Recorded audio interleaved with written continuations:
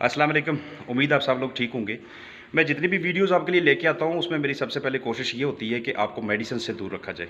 आपको मैनेजमेंट और निगरानी के ऐसे-ऐसे तरीक़ेकार बताए जाएँ कि आप मेडिसिन से, अद्वियात से दूर रहें और अपने बर्ड्स की केयर करें, उनकी निगरानी करें। आपके पास बर्ड चाहे 100 हो या 5 लाख हो या 50,000 हो, सबके ऊपर आपको मेहनत करनी पड़ती है, निगरानी सबकी करनी पड़ती है, सब पे ऊपर ज़िम्मेदारी चाहिए होती है आपकी। तो आज मैं बात करने वाला हूँ उस बीमारी के बारे में कि जिसके फार्मर को बहुत ज़्यादा नुकसान होता है और उसका तल्लुक किस चीज़ से है, ये भी मैं आपको बताऊँगा। जिसमें बर्ड की बैक साइड पे खून लगा होता है, परों के ऊपर बिट्ठू में खून आना शुरू हो जाता है। वो बर्ड आपको थका-थका महसूस होता है, इतनी फीड नहीं खाता, पानी की तरफ नहीं आता, वज़न भी उसका नहीं अच्छी तरह से होता। इसके अलावा उसमें पानी की कमी हो जाती है और उसके अलावा उसके पर उखड़े हुए रहते हैं, खून की भी कमी हो जाती है और आखिर पे ऐसा होता है कि उसकी डेथ हो जाती है। मैं कॉक्सी की बात कर रहा हूँ। मैं आपको बताऊँगा कि आपने कॉक्सी से अपने आप को, अपने बर्ड को महफूज़ कैसे रखना है। उसके लिए कुछ मैनेजमेंटल प्रैक्टिसेज़ हैं, आपने उन प्रैक्टिसेज़ के ऊपर गौर करना है, बजाय इसके कि आप मेडिसिन्स वगैरह बारी-बारी मेडिसिन चलाते रहें। तो आइए वीडियो को शुरू करते हैं। मुर्गियाँ आपके पास थोड़ी हों या ज़्यादा हों, शेड आपके पास छोटा हो या बड़ा हो, चाहे घरेलू पैमाने पे छोटा शेड हो या कंट्रोल शेड हो या सेमी कंट्रोल शेड हो, इस चीज़ से फ़र्क नहीं पड़ता। फ़र्क इस चीज़ से पड़ता है कि पहले नंबर पे हमने इस चीज़ को देखना है कि जहाँ पे आप चूज़ा ला के रख रहे हैं वो जगह मुकम्मल तौर पे खुश्क हो चुकी है या कि नहीं। अगर वो जगह मुकम्मल खुश्क नहीं है तो समझ जाएँ कि आपके आने वाला जो चूज़ा आपका आने वाला है उसको कॉक्सी लाज़मी होगी, क्योंकि नमी के साथ कॉक्सी का बहुत ज़्यादा तल्लुक है। इसलिए आपने जगह को अच्छी तरह से खुश्क करके पहले जब अगर तो आपने पहले फ्लाक डाला था तो फिर फ्लाक डालने के बाद आपको पहले उस जगह की खुश्क सफाई करनी पड़ेगी, जिस पे मैंने वीडियो बनाई थी। फिर आपको उसकी गीली सफाई करनी पड़ेगी। उसके बाद आपको उसको मुकम्मल ड्राई करके फिर उसकी डिसइंफेक्शन यानी जरासीम कुशी करनी पड़ेगी। तो उसके बाद जब आप चूना वगैरह डालते हैं फ़र्श के ऊपर, एक तो बात पक्की है कि नीचे फ़र्श लाज़मी होना चाहिए अगर आपने कॉक्सी से अपने परिंदों को बचाना है तो। अगर आपने पहले तो आपने फ़र्श वहाँ पे डाल लिया, फ़र्श डालने के बाद जब आप उस पे चूना बिछाते हैं तो चूना बिछाने से पहले सारी दरारें वगैरह कवर होनी चाहिए। दरारों को कवर करने से पहले आपने फ्लेम ट्रीटमेंट लाज़मी करनी है, जिसके बारे में मैंने आपको बताया था कि जैसे शोला जलाते हैं और आग लगाते हैं, पीछे सिलेंडर होता है और आगे की जानब बर्नर होता है। तो एक तो उस जगह की अच्छी सी खासी आपने फ्लेम ट्रीटमेंट करनी है, दूसरा कहीं पे कोने या दरारें नहीं रहने देनी। ये आप शेड की साइड देख रहे हैं यहाँ पे, ये जो साइडें होती हैं, अगर ये साइडें गीली रह जाएँ या इनमें जरासीम ज़्यादा मौजूद हों तो ये भी कॉक्सी का बहुत बड़ा सबब बनते हैं। इसके अलावा अगर आपके हाउस में पिलर वगैरह मौजूद हैं तो उन पिलर्स की साइडें, उनकी दरारें अच्छी तरह से पुर करके, उनकी मेंटेनेंस करके, वहाँ पे किसी किस्म का गंद कचरा आपने नहीं रहने देना। ये चीज़ें आपको कॉक्सी से बचाव के लिए बहुत ज़्यादा हेल्पफुल साबित होंगी। इसके अलावा दूसरे नंबर पे आता है कि जहाँ पे भी आपने शेड कंस्ट्रक्ट किया हुआ है, जहाँ के अंदर आपने मुर्गियों को रखना है, उसकी साइडें ऊपर होनी चाहिए, यानी किनारों से वो थोड़ा सा ऊंचा होना चाहिए। इतना ज़्यादा भी ऊंचा ना हो कि हवा की वहाँ तक रसाई ना हो, लेकिन साइडों से थोड़ा ऊंचा रखने का मकसद ये होता है, और साइडों पे पर्दे लगाने का ये मकसद होता है, और ऊपर की जानब जो इसका छज्जा सा बना होता है उसका मकसद ये होता है कि अंदर पानी ना जाए। जिस शेड के अंदर पानी घुसना शुरू हो जाता है उस शेड के अंदर भी कॉक्सी का होना कोई बड़ी बात नहीं है।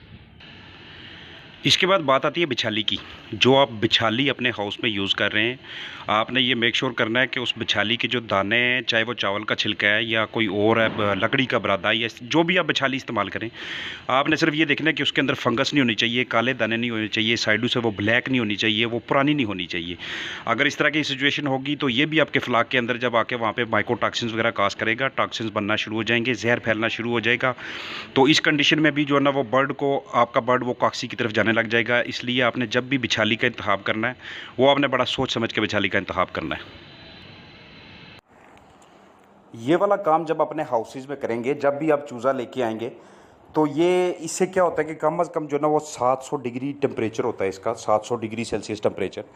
तो ये इतने ज़्यादा टेम्परेचर पे जितने भी बैक्टीरियाज़ हैं वो अंदर वहाँ पे दराड़ों में मौजूद हैं, कोनों पे मौजूद हैं, शेड के अंदर पहले से मौजूद थे, जितने भी जरासीम जो आम आँख से नज़र नहीं आते, वो आपकी इस फ्लेम ट्रीटमेंट के ज़रिए, ऐसा शोला जलाने के ज़रिए, वो ढेर ढेर सारी मिकदार में ख़त्म होना शुरू हो जाए वहाँ से। और जब आप अपना फ्लाक लेके आएंगे तो आपका फ्लाक एक बिल्कुल हेल्दी और साफ़ सुथरे माहौल के अंदर वो इंट्रोड्यूस होगा। जब भी चूज़ा डालने से पहले आप सफाई करें, उसमें आप कास्टिक सोडा लाजमी इस्तेमाल करें। कास्टिक सोडा आपके ढेर सारे जरासीमों को ख़त्म कर देगा और आपका जो आने वाला बर्ड होगा उसमें कॉक्सी के मसाइल कम से कम होंगे, बल्कि बिल्कुल ये चीज़, ये वो फैक्टर ही ख़त्म हो जाता है, वो वाले जरासीम ही ख़त्म हो जाते हैं, जिसकी वजह से आपका बर्ड कॉक्सी की तरफ आने के चांसेस होते हैं। या फिर आप वॉशिंग के दौरान अपने बर्तनों की, अपने शेडों की, जालियों की साइडों पे जितनी चीज़ें, उसमें वॉशिंग के दौरान आप तेज़ाब इस्तेमाल कर सकते हैं। वो चाहे H2SO4 हो या HCl हो, कोई भी अच्छा तेज़ाब आप इस्तेमाल करें, ताकि आपका बर्ड बाद में कॉक्सी की तरफ ना आए। इसके अलावा चूना जब भी इस्तेमाल करें, उस चूने के अंदर आपने कॉपर सल्फेट लाजमी मिक्स करना है। कॉपर सल्फेट चूने के अंदर जब मिक्स होता है, ये एक बहुत अच्छा डिसइंफेक्टेंट बन जाता है और इससे भी आपका फ्लाक कॉक्सी की तरफ जाने से काफ़ी हद तक हट जाएगा। दरारें, कोने, शेडों की सरफेस, ये आप सफाई के दौरान और दूसरे डिसइंफेक्टेंट्स भी इस्तेमाल कर सकते हैं। इसके साथ आप इसमें ब्लीच भी इस्तेमाल कर सकते हैं, जिसका बहुत पावरफुल इफेक्ट हो, और ये ब्लीच एक नंबर होनी चाहिए। ये भी काफ़ी ज़्यादा हेल्पफुल होगा कि आपका फ्लाक बाद में कॉक्सी की तरफ ना जाए। कॉक्सी की इससे अगली वजह ये होती है कि जब आपके फार्म पे चूज़ा आए, आप उसको जगह कम दें, यानी ओवर क्राउडेड होना। जो फ्लाक शुरू में ओवर क्राउडेड होता है, जगह कम है, चूज़ा ज़्यादा डाला होता है, उस फ्लाक में भी कॉक्सी आने के बहुत ज़्यादा चांसेस होते हैं।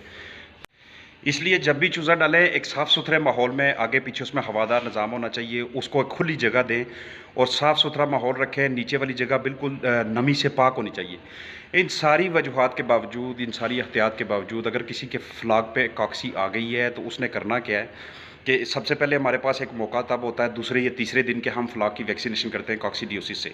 अगर वो आपने नहीं की, तो उसके बाद आपके पास जो अगला ऑप्शन आता है कि जब भी आपके फार्म पे कॉक्सी आ जाए, तो सबसे पहला काम आपने ये करना है कि आपने फ़ीड रिड्यूस कर देनी है, फ़ीड कम कर देनी है। जितनी फ़ीड आप डाल रहे हैं उसका 50% आप डालें।